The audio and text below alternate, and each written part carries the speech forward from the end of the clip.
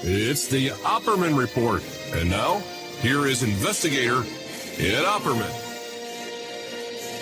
Okay, welcome to the Opperman Report. I'm your host, Private Investigator Ed Opperman. You could find me at Opperman Investigations and Digital Forensic Consulting. Just give me an email at oppermaninvestigations@gmail.com. That's how you get a hold of me. Our guest today, Jeremy Kuzmarov. He's the managing editor at Covert Action magazine, which was founded by like Bill Kunstler and Philip Agee. This is a historically respected piece of journalism here, Covert Action magazine. You can find him there at covertactionmagazine.com. But he's just came up with a brand new book. Print's not even, ink's not dry yet. Comes out December 1st. Warmonger: How Clinton's Malign Foreign Policy Launched the U.S. Trajectory from Bush 2 to Biden. Mr. Jeremy Kuzmarov, are you there? Yes, I'm here. I think I had a little too much coffee this morning. Just a couple of too much sips there. But Jeremy, remind the audience, who is Jeremy Kuzmarov? Well, I'm a historian, and I'm the managing editor of Covert Action magazine, so I've done a lot of research into the CIA and its history. And for numerous years, I was researching a book on Bill Clinton that's going to be published on December 1st. And it's kind of prequel because I previously published a book on Obama and his malign foreign policies. So this is kind of a prequel, and I guess is exposing the corruption in the Democratic Party and the two-party system in general. Hey, before we get into the book Warmonger, what's new over at Covert Action magazine? Anything popping out over there? Yes, actually, check out in 2 weeks. We have a special on the Kennedy assassination. It's the 60th anniversary of the Kennedy assassination, and I did a major study over several years working with a presidential historian in Texas who's an expert, and looking at Lyndon Johnson's role in the assassination. So that article will be coming out on the anniversary date in about 2 weeks' time. And check out our website. We have a lot of articles. Because we've done a series on political assassinations, and I also had a very recent article on the assassination of Yitzhak Rabin in Israel, which was a major turning point in Israeli politics. And I looked at the role of Israel's deep state and the Israeli FBI in Rabin's assassination. They set up Yigal Amir as a patsy like Lee Harvey Oswald. Yeah, that Rabin assassination was so shady, man. And there's not a lot written about it either, is there? Yeah, there are a couple books, but they're rather obscure by some Israeli authors. And I didn't know anything about it until actually somebody contacted me who's a reader of the magazine, who lives in Israel and knows a lot about it. And he urged me to write an article about it, and he helped me with it and pointed me to the one or two books and some sources to educate myself. So I learned a lot about it. But I had known nothing about it. I just accepted the official story until I dug into it. And that's been the case throughout my career. On almost every topic, I think one thing and then I start to dig into it, and it's the opposite is true. I always said that the next book I write is going to be called The More I Learn, The Less I Know. The more of these shows I do, these interviews, I think you know what's going on in these different topics, but then you learn something new, and it's like you said, you're off on a different road. And I think that's by design too. There's so many roadblocks put in our way and disinformation. Absolutely. Warmonger: How Clinton's Malign Foreign Policy Launched the U.S. Trajectory from Bush 2 to Biden. Tell us what's in the book. Well, this book, I researched it over years because I live in Oklahoma, right near Arkansas, and I've spent time there. And I learned more and more about Clinton. And, I accepted the kind of media image of him, especially when I was younger. But then, the more I delved into it, the darker it got, really. And the first couple of chapters, deal with Clinton's, rise to political power, and there's a period when he was the governor of Arkansas, and his involvement in overseeing clandestine armed and drug smuggling operation from Mena Arkansas to the Nicaraguan Contras, and that kind of sets the groundwork, for the kind of foreign policy he carried out when he was the president, supporting shady covert operations and expanding, U.S. military power. And this was, a kind of watershed period because you had even figures like Robert McNamara saying, now that the Cold War is over, it's time for a peace dividend. There's no Soviet threat anymore, so let's spend our money on, rebuilding American communities and invest in the American people and, healthcare and education. And, this is the architect of the Vietnam War is saying this, so this is no leftist radical. And I think a lot of people felt that way with the end of the Cold War. And I think Clinton, unfortunately, put the country on the opposite path. He developed new pretexts for waging wars, like humanitarian intervention and, play up the supposed genocide and, human rights abuses that would justify U.S. military intervention. But usually, it's very misleading and distorted, like in the, different cases I go into in the book, like in Bosnia. The Serbs were accused by Clinton and U.S. government of genocide, but really that was a very complex conflict. And, there were atrocities on all sides, but Serbia was trying to keep the Yugoslav Federation together, and the U.S. had actually been supporting Croats and Muslims in Bosnia and Herzegovina who wanted to break up the Yugoslav Federation. And, the U.S. had its own agenda. They kind of wanted to divide and rule because Yugoslavia had been independent under Tito and kind of strong independent nation. And the U.S. had its eye on, controlling that region and setting up military bases. So they supported these secessionist movements. And, the faction they were supporting were very corrupt and, the Muslim fundamentalists. Yeah. And even, networks of Al-Qaeda were being mobilized against the Serbs. So this really was a very dirty war, but it was packaged as this humanitarian intervention, and I guess only Clinton could pull that off.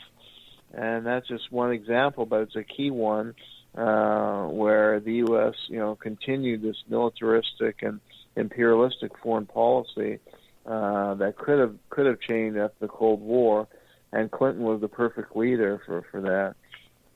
Yeah, I remember at the time, because I was young, I was like barely 30, and a friend of mine from church, her whole family came from Croatia, and they were just like in shock.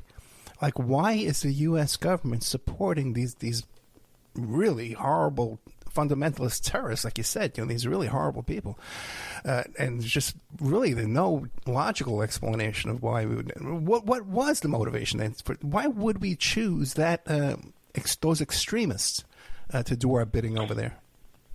Well, because it was a policy of divide and conquer. Yugoslavia under Tito was a socialist state that was the non-aligned movement. Tito put Yugoslavia as a leader of the non-aligned movement and forged an independent foreign policy from the United States as well as from the Soviet Union. And the country was very strong under Tito, and the quality of life was very high. But the U.S. wanted to dominate the region and establish, because eventually the U.S. was able to establish military bases at Camp Bondsteel after the Kosovo War. And, Serbia under Milosevic was trying to keep the Yugoslav Federation together because as a strong, independent country. And Milosevic was more of a socialist. And the U.S., was trying to, and this was the period at the collapse of the Soviet Union that socialist governments were falling out everywhere. So he was one remnant socialist, and they had to get rid of him. So they supported these secessionist factions. And the Croats committed horrendous atrocities too in the war. And their leader, the Muslim leader was Izetbegovic, and the Croat leader was Franko Tuđman. But he also had very regressive views and even been supportive like the Nazis in World War II. So the U.S. was supporting these, terrible groups. Yeah. But, their end goal was to break up the Yugoslav Federation so they could have military bases, and they were trying to impose, like, these free trade agreements that would benefit U.S. corporations and keep the region fragmented so that they could exert more power. And also another goal was to expand NATO and give legitimacy for NATO. So they just kind of wanted a war because NATO really had no purpose at the end of the Cold War. I mean, NATO was set up as an instrument of the Cold War as part of the containment strategy against the Soviet Union. And so with the fall of the Soviet Union, people are calling for the dissolution of NATO. There's no reason for NATO to exist. So this gave a reason by claiming Serbia was committing genocide. They can say, we need NATO. And it was used as a way to expand NATO. And Clinton expanded NATO toward Russia's border, and that provoked a new Cold War with Russia, which had wanted, a good relation with the end of the Soviet Union. The new Russian leadership felt that it could be a new era cooperation, and that Russia could be integrated into a European security alliance. But instead, the U.S. pursued a course of expanding NATO and antagonizing Russia and encouraging more nationalistic elements, anti-Western elements, to come to power in Russia and creating a new Cold War, basically. Yeah, I remember the propaganda on TV back in those days talking about how the enemy had these bombs that were shaped like dolls, that the children would pick up the dolls and blow up, and that they were killing puppies. They were actually saying that they were killing puppies over there. And that was extreme for them. But you look today, you see the propaganda we have on Twitter today on a daily basis. It's beyond belief. But we kind of brushed over Clinton's origins in Arkansas.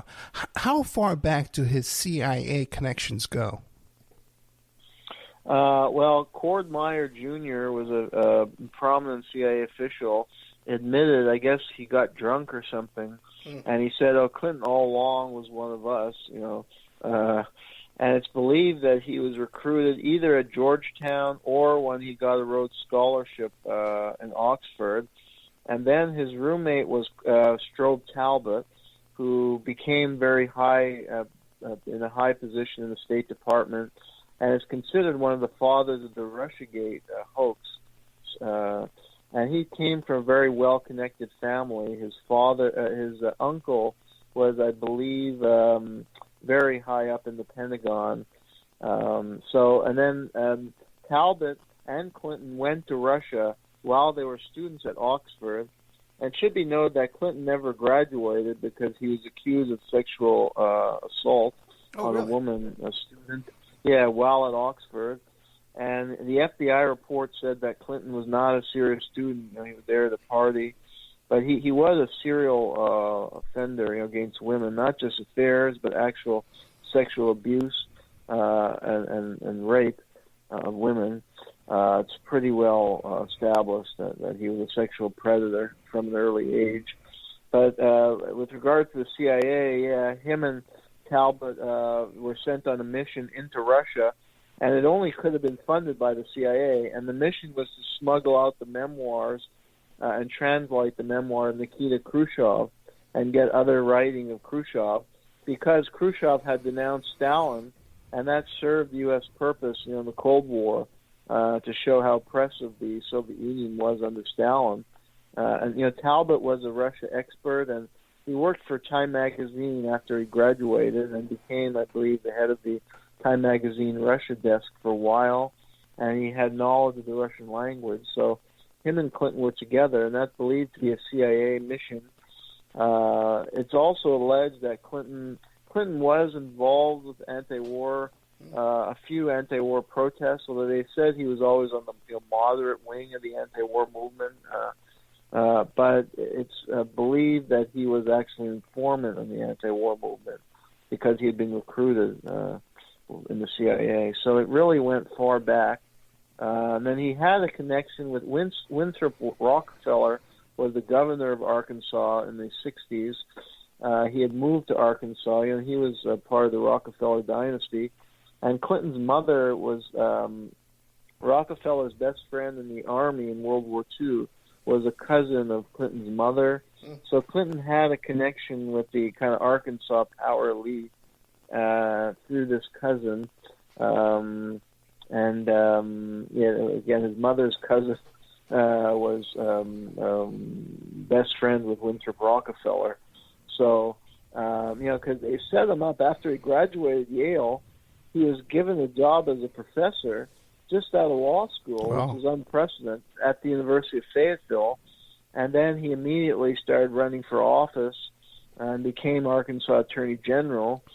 And then when he became the governor, he was the youngest governor in Arkansas history at the age of 32. I mean, he did have certain political skills that I think, Hillary didn't have. He was very jovial personality, and he could give good speeches for different audiences and kind of tell them what they wanted. Of course, he always betrayed, like the head of the AFL-CIO in Arkansas said, "Oh yeah, Clinton will pat you on the back and then piss down your leg." So they came to learn over time that he was disingenuous, but he was a typical lying politician. But he came across very well in speeches, and he made friends with everybody. So he had a jovial personality, so he was in that way a very skilled politician. But yeah, he obviously had some powerful people supporting his career to rise that quickly. And then when he was the governor of Arkansas, he basically turned the state into a CIA playground. Yeah. He allowed these operations with Barry Seal in Mena, which is in the western corner of the state. He set up out of the Mena Airport, he was running arms and drugs to Nicaraguan Contras, and they were laundering a lot of the money in Arkansas banks. And investigations found huge dark money going into the banking system. That was all very suspicious, but it was never thoroughly investigated. It was the Attorney General who was going to investigate. He's going to investigate himself. Yeah, exactly. He was the Attorney General and the governor when this was going on, and he had control over all the police. He really kind of ran Arkansas like he was like Boss Tweed. He controlled everything in the state and made sure this was carried out. And allegedly, according to whistleblower Terry Reid, there was a kind of quid pro bargain that the CIA would help elevate his career and help get him into the White House, which was always his goal. Yeah, I interviewed one of the attorneys for the Boys on the Tracks, and in his Freedom of Information Act request, he describes how one of Clinton's state trooper bodyguards wanted to get a job with the CIA, and Clinton said, "Okay, I'm going to send you off on this interview, right? Job interview," and the job interview consisted of a drug run to Colombia. Okay, he was actually, no pretense whatsoever. Exactly. Yeah, L.D. Brown. Yeah, because he wrote a memoir about this. Yeah. Okay, great. The guy who was sent on the drug run. Yeah, yeah. He became a whistleblower. So yeah. Now, what about Hillary's background though? Like, how did these two hook up? Does she have CIA background too, or? It is alleged. There's less evidence. It hasn't been proven, but it has been alleged by some authors that she was recruited. Because she became a prominent student leader at Wellesley. She gave some speeches and got some national attention for speeches that she gave against the Vietnam War. Then she went to work on the Watergate. Right. She was a lawyer in Watergate. But that whole operation, I think is very fishy, and the CIA was involved in the effort to bring down Nixon because he had threatened to reorganize the U.S. national security bureaucracy and was going after the CIA in some way that they didn't like. So it would make sense if she was in the CIA. And then, she married Clinton, and it was kind of more it was not a marriage of love, but a political arrangement, and each out for their own career. And Hillary became a law partner at the Rhodes law firm, and that firm represented. Well, firstly, it represented many of Clinton's big donors. The top economic powers in the state, like Walmart, and Hillary was appointed to the board of Walmart and the Stevens Investment House. And Jack Stevens, who is a big supporter of Clinton. And he was connected with the Mena affair and the CIA because he set up this data mining company called Systematics. And he also owned a lot of the Arkansas banks, but they were laundering a lot of the drug money. And he seems to have been a big figure behind the Mena operation. and Hillary was his lawyer. So, and the Rhodes law firm, I think, did a lot of the legal tricks to help this money laundering, as well as to funnel money into Bill's campaigns, including through the Whitewater deals. That was a major scandal where they, Clinton's partner was sold under the bus, Jane McDougal, and he took the rap for it. But there was all kind of criminal activity there, things like money laundering, financial crimes through these land deals. And Clinton was using his office to basically enrich himself, like he was ensuring roads were built, because this was like remote land that they bought, and they were going to set up vacation homes. So he was like ensuring that roads were built, to connect to the land and to ensure this would be a profitable venture. So there's all kinds of corrupt things going on there, and Hillary's involved in all of that as a partner in the Rhodes law firm, and her and Vince Foster. And that's one reason Foster was ultimately probably killed, because he knew he had intimate details as a lawyer working with Clinton about the Mena affair and all kinds of illegal money laundering operations, campaign finance violations. And when he was the White House special counsel, he ended up being murdered, although they claimed he committed suicide, but it was very clearly a murder. Oh, yeah, we've done many shows about the Vince Foster situation. And very interesting, too, that Brett Kavanaugh was one of the guys who was interrogating the witnesses in the Vince Foster death, and he laughs. There's a recording of him laughing. It's on YouTube. You can listen to it, laughing about how he covered up for the Clintons. Brett Kavanaugh. so a lot of these characters from back in those days are still... William Barr was up to his neck in Iran-Contra, Same crew of guys over and over. Exactly. Their careers get promoted for covering up all these massive crimes. And, Barr, according to whistleblower Terry Reid, I don't know if you ever had him on your show, but did you? No. I think he passed, no? Maybe he passed away, because he wrote the book. He wrote a major book on this. Sure. And he was an insider who helped supply the planes, and he wrote about Barr visiting with Clinton and as an associate of William Casey and making this bargain with him. Apparently Clinton was skimming a lot of the money for himself, off the drug deals, as was his brother Roger Clinton, who was deep into the drug trade in that period. But they were kind of calling out Clinton to stop skimming money. And they said that, we'll get you where you want to go, the White House, if you just toe the line. So, yeah, like I was saying, Ollie North was involved in that meeting too, as well. And Roger Clinton today is he lives a very obscure life in California, a very modest home, very modest lifestyle. So I wonder what happened there. I don't know, but he was deep in the drug trade in the 80s, and then they gave him a slap on the wrist. But he was tied with the Colombian cartels, and he worked with Dan Lassiter, who was, he was like, before Jeffrey Epstein, there was Dan Lassiter, there was this party guy, bringing these underage women for these drug sex parties that Clinton was involved with, and his brother. And he was big, he owned this ranch in New Mexico that was thought to be a major front for drug smuggling. And then he got a slap on the wrist too. He was Clinton's top donor, and he benefited. Like Clinton set up this Arkansas Development Agency, and Lassiter was a huge beneficiary of bonds and loans from the development. So he wasn't really promoting economic development in the state. He was just giving the money to his friends and big-time campaign donors who were also involved in illegal drug operations and tied with the CIA. And both Lassiter and Roger Clinton got some prison time, but it was just like a few months in prison when they were big-time drug smugglers.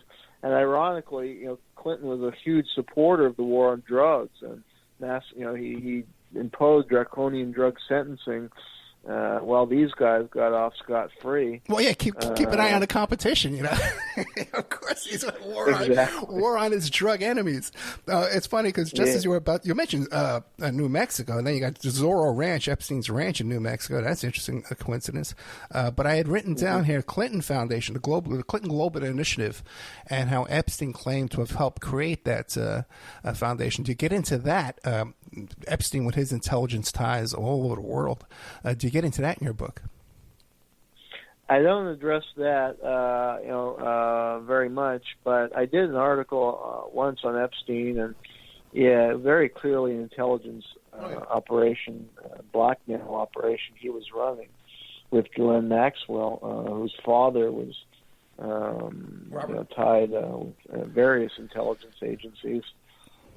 Yeah, and Epstein got his job over at Tower Financial with Stephen Hoffenberg through Patrick Leese, who was also intelligence connected. Warmonger, How Clinton's Malign Foreign Policy Launched the U.S. Trajectory from Bush to Biden. That's the new book. It's coming out December 1st. We're going to have you come back because you only got a half hour left. We'll have you come back and do even more on this. What about Haiti? Well, I go into that because Clinton orchestrated an invasion of Haiti, supposedly, again, on humanitarian pretext. They had a military government take over in the early 90s, and he was claiming that he had to remove this military government, and they brought back Jean-Bertrand Aristide, who had been originally overthrown. But, they imposed a lot of conditions on the kind of policies Aristide could institute. And he was basically, under the thumb of the United States. So, and they basically rehabilitated some of these corrupt military officers who never faced, punishment for human rights crimes. So, it wasn't really very, humanitarian in the end. Actually, it was really more so the U.S. could control the country, and so American corporations could move in more. And then, after the earthquake, they appointed in 2010. Later, they appointed Clinton to head the operations, and he ended up ensuring that a member of the Clinton family got all these choice deals and could make a huge amount of money off Haiti. So it was really about foreign corporate interests making money, and friends of the Clintons making money in Haiti, and actually improve the conditions in Haiti. It's so blatant that the entity in Haiti that funnels and controls all of the foreign aid that comes into Haiti is the HRC. Okay, it's supposed to be like Haitian Relief, whatever, but HRC is also Hillary Rodham Clinton. You know what I mean? It's just so in your face. And her brother owns a mine down there, a big mining company down there. There's just so much corruption in that Haitian story. We've done so many shows about that. That just breaks your heart, man. What went on down there in Haiti? Yeah. You also get into. I'm sorry. Go ahead. No, I agree. Yeah, I mean the living condition of the people was horrible. And, it was framed in this high-minded rhetoric. And I think, Clinton was very skilled in getting liberals who were traditionally anti-war active, like in the Vietnam era, to support a lot of these interventions or not to protest. And, Clinton kind of it was this false image that he was this hippie and guy out of the 60s. And even, I quote at one point in the book the founder of Rolling Stone, who's all excited before the 92 elections, finally our guys, and he comes, from the counterculture, and that was the key counterculture magazine, and he's everyone should rally around Clinton. Finally, somebody from our generation is coming into office, and it was a complete illusion. I think these kind of people were totally hoodwinked. But that generation, just they were active in the protest movements and counterculture in the 60s, and they just, completely sold out and embraced Clinton, so many of them, and, they supported these kind of military interventions that, as, you point out, was just really about plundering a country, and, whether it's in the Balkans, whether it's in Haiti, or other parts of the world, they had, terrible consequences, but there was really no backlash. And the traditional anti-war elements, a lot of them just aligned with Clinton. And it's amazing, too. How did they convince us of this? Is that, he smoked marijuana, but he didn't inhale, and he played the saxophone on David Letterman, was it? That was his counterculture cred? Yeah, exactly. And I guess he was into the free love movement, but really he was a serial rapist. Yeah. So... And then, I had on. I wanted to book on the show Wavy Gravy. You Romney, nobody for president, the guy from Woodstock. From the hog farm. Mm-hmm. And I wanted to book him on the show, and I'm talking to him, and he starts telling me about how he wants to come on and endorse Hillary Clinton. I said, man, dude, are you out of your mind? What happened to you? But he was another guy. Yeah, another guy involved in the drug trade too, though. Where does Clinton's foreign policy strategy come from? Like what's his name? Carter had Zabriskie, and also too Obama had Zabriskie too. Am I pronouncing that correctly? Brzezinski, yeah, Brzezinski. Brzezinski, yeah. Who was Clinton's rabbi, czar? That's a good question. I think there was, a figure like Anthony Lake, Strobe Talbot. These were, I think, some of the intellectual architects. I think Brzezinski was, a key figure. I think it's the same kind of people, because Clinton was part of the, the New Democrats, and he, courted like large corporations.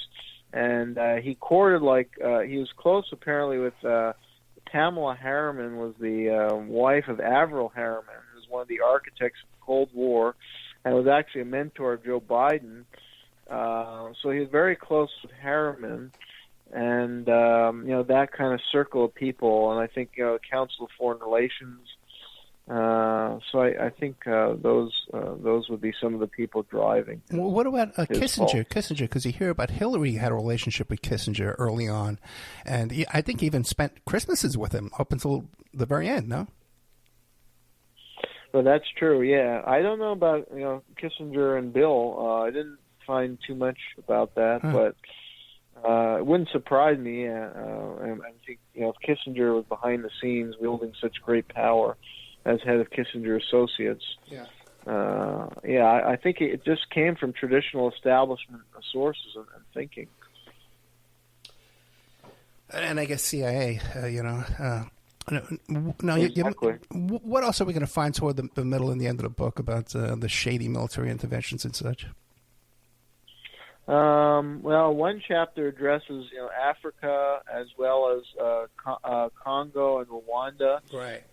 And I think that was a case where they hoodwinked the public, because I think they kind of make every conflict out to be this kind of Hollywood film. There's good guys and bad guys, and we have to fight evil. And really, a lot of these conflicts are more complex. In the case of Rwanda, in a way, both the Hutu and the country was divided, and the colonial rule put these groups against each other, and it would elevate one over the other. The Belgians, I think, elevated the Tutsi, and the Hutu were really treated like slaves in the colonial era. And when they got their independence, there was a Hutu revolution, still a majority, and a lot of the Tutsis were exiled, and the Hutu massacred Tutsis, and then the Tutsis wanted revenge and came back. But they were the ones who orchestrated the whole civil war in the early 90s that led to the genocide. And it started when Paul Kagame shot down the aircraft of the Hutu president after there were these peace accords that were attempting to reach some kind of agreement and power sharing arrangement. And the U.S. was actually all involved. But, they claimed that the U.S. was a bystander and should have done more to intervene, and then they intervened after to support the Kagame government, the Tutsi, when they invaded the Rwandan Patriotic Front, when they invaded Congo.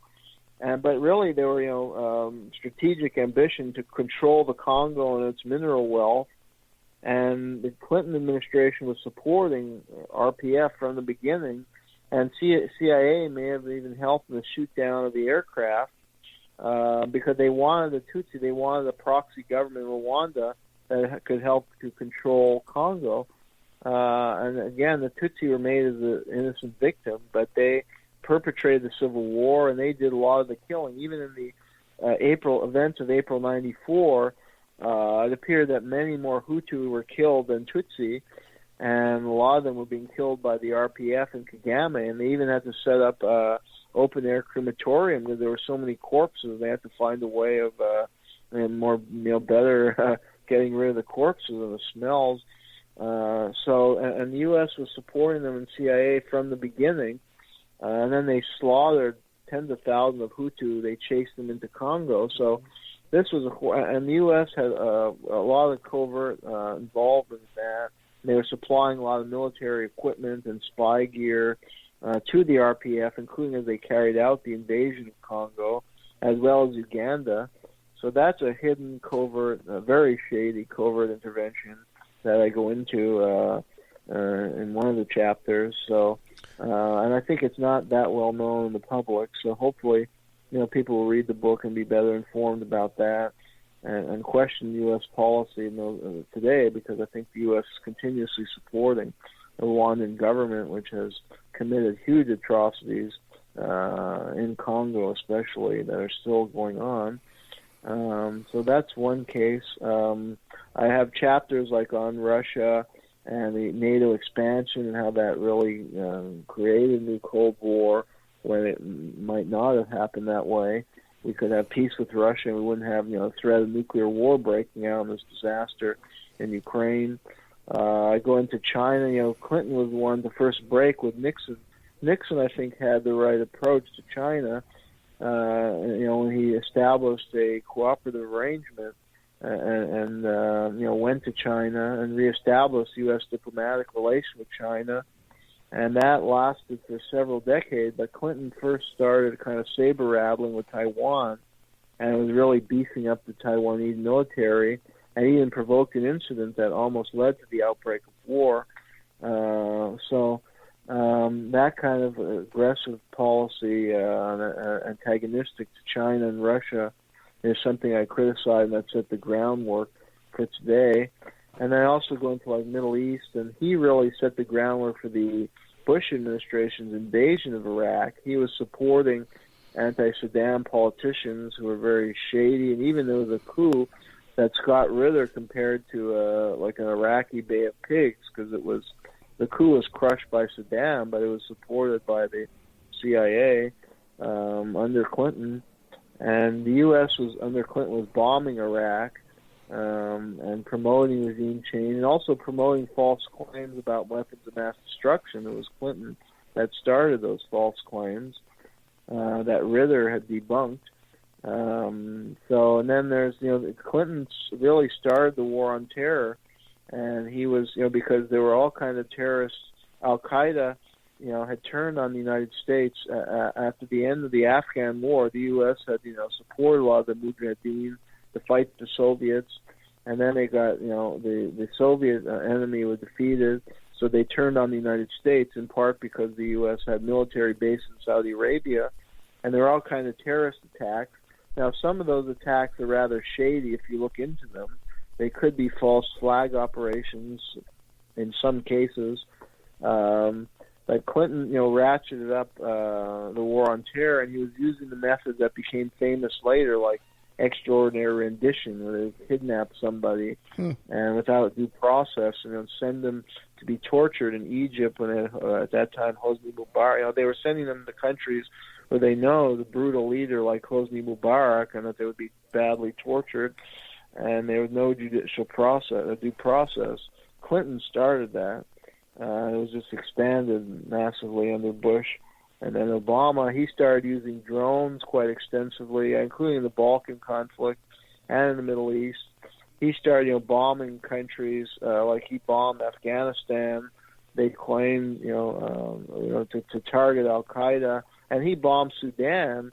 And that was a complete disaster. It was claimed that this was actually like a pharmaceutical plant, but they claimed it was manufacturing chemical weapons. I remember. But there was no evidence of that.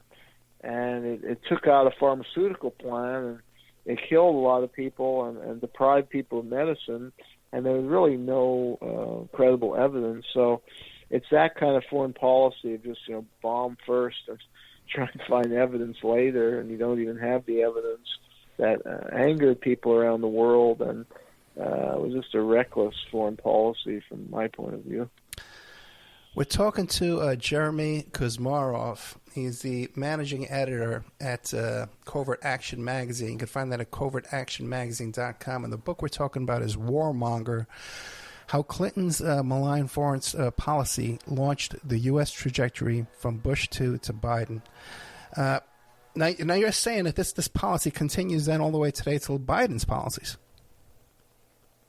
Yeah, and you find a lot of continuity. You know, some of the people who came up in the Clinton administration became prominent in later Democratic administration, like Obama and Biden, and it's the same kind of policy, you know, antagonizing Russia and China. When you've had, you know, better models from the past that could have been continued, like the Nixon, and you know, I don't think Nixon was a great person. I mean, he's kind of a slimy guy who did a lot of shady things in his own right, but I think some of his policies were good that could have been followed up on, like his policy towards China and Russia. You know, there's with the end of the Cold War, I mean, there are also a past model like the FDR administration that promoted, you know, cooperative policy with the Russians, or even, you know, John F. Kennedy, who spoke about the need for détente, and even Nixon promoted détente. And that, with the end of the Cold War, there was really a good opportunity to establish a cooperative relation with the Russians. But instead, Clinton antagonized them by expanding NATO and also pushing this shock therapy. I mean, the U.S., you know, could have encouraged, if they're committed to free market and privatization, they could have encouraged that. But what they did was just like, you know, rammed it down their throat, you know, supporting this, you know, rapid shift from a state-run economy to privatization, but through a corrupt process in Russia, where they sold off Russian state assets at pennies to the dollar to corrupt cronies of President Yeltsin. And American corporations were moving in to gobble up control of Russian natural resources. And that was a disaster for Russia's economy. I mean, Russia's economy collapsed in the 90s. It was worse than the Great Depression in the United States. Yeah. And there was, you know, starvation in the country. And the life standard actually, I think, it dropped by 7 or 8 years. It's like unprecedented in human history that the living age dropped about 7 years within a span of 7 or 8 years. So that was a disastrous policy that led to a huge backlash against the United States, combined with the expanding NATO towards countries bordering Russia. It created a new Cold War in the future. And unfortunately, though, we've seen a continuity where there's like Russophobic officials are in control of U.S. foreign policy, and they're really intent on weakening and destroying Russia instead of forging a cooperative relationship. So it's that kind of approach to foreign policy, and again, the establishment of these fake humanitarian pretexts for bombing and playing up the human rights abuses. And we've seen that almost taken to a high art form with people like Samantha Power and Hillary Clinton and the Obama Biden administration. You know, now they play up the Uyghur genocide, somehow justifies the U.S. encircling China militarily and potentially attacking China. Although there's really, it's kind of shady. We don't know what's really going on in the Uyghur provinces, and a lot of people have said that actually it was more like a rehabilitation programs where people had been Muslim extremists in the Xinjiang province were sent to, you know, schools for retraining and so they wouldn't be Muslim terrorists. So, you know, many question that narrative of genocide, just like the false claim of genocide was saying in Serbia. I mean, yes, Serbia did commit atrocities against the Croats. It was an ugly ethnic war, but there's no evidence of genocide by Serbia, and the worst atrocities in the war were committed by Croatian Muslim extremists. So it's just a misleading narrative to sell bombing and war and military intervention. And Clinton, took that to a pretty high art form, and then it was expanded further by Obama and Biden. And we see, you know, Democrats championing these huge military budgets and championing military intervention. They're often the most hawkish, and we've seen that in the Biden administration with Ukraine. It's only the Republicans who are now mobilizing to cut off military aid to Ukraine, where the Democrats have been the most gung-ho and zealous proponents of that, and even people like Bernie Sanders, who should know better. So I think Clinton set that trajectory, and it's a shift from the 60s, where you had a lot of Democrats who were legitimately anti-war figures and anti-CIA, like Frank Church, had the Church Committee hearing to expose the CIA corruption, and George McGovern. These were kind of, that William Fulbright, even in Arkansas, was a pretty leading opponent of the Vietnam War. But now the Democrats are even more hawkish than the Republicans, and I think Clinton was a turning point in that respect. Then what do you make then? Because your average Republican congressman, even Marjorie Taylor Greene, like these kind of people, Bulbert, they must realize that Clinton CIA, that Obama CIA, that they were hawkish, that they built up, they didn't decimate the military. But is it a show when they come out and say, "Oh, Clinton's a socialist and Hillary's medical care was a socialist program and Obamacare is socialism"? When they say this, do they say this out of ignorance, or is this part of a show? Are they in on it? What is going on? I think it's maybe a political strategy. Maybe some of them are definitely ignorant. But I think many of them would know what socialism is, and that these leaders are the opposite of socialists. They're totally in league with the corporate interests. And, Obama bragged about how much money he made for the banks, big banks, and, a socialist would nationalize those banks. So, I think it's just a show, a dog and pony show. Yeah, because they're both sides of capitalists. Both sides, both the Democrats and the Republicans are both capitalists. Exactly. It's really, oh my God. So then, Jeremy, man, you write this book. You must have spent a lot of time writing this book, right? Yeah. Okay, man. Warmonger: How the Clintons' malign foreign policy launched the U.S. trajectory from Bush to Biden. Jeremy Kuzmarov. Kuzmarov. You can find it on Amazon. It's up there for sale, pre-sale right now. Is this going to change anybody's mind? Is anybody going to change their mind? Is this going to do? Not to say that Jeremy Kuzmarov isn't doing great work, but is this going to do a lick of good in the world, man? Is it going to change anybody's mind and change any policy, anything? I think it would change a small number of people. Unfortunately, from my experience, people just develop emotion. A lot of politics is really about emotional, and they develop emotional attachment to certain political candidates, or they have certain deep-rooted beliefs, maybe from childhood, and they cling to those, and no amount of evidence would convince them. That's kind of disillusioning when you see that as you experience life and get older. But I tried my career to reach out to students and promote good grounded, solid critiques of current policies or politicians, and to teach them to try and research topics objectively, independently, and so I think we can reach a small number of people. Unfortunately, it probably won't change this malign trajectory that I've cited in the title. I'm sure it'll go on and on. It's gone on for hundreds of years, and it will go on until it self-destructs. But at least the truth is out there, and I think small groups of people can be effective in opposing and charting a better course for society. The more that are better informed and that see problems related to, for instance, the military-industrial complex can band together and make a difference. I mean, one example, I end my Obama book by discussing there was a movement to reconvert the American economy toward more peace-oriented economy, and to work with large corporations.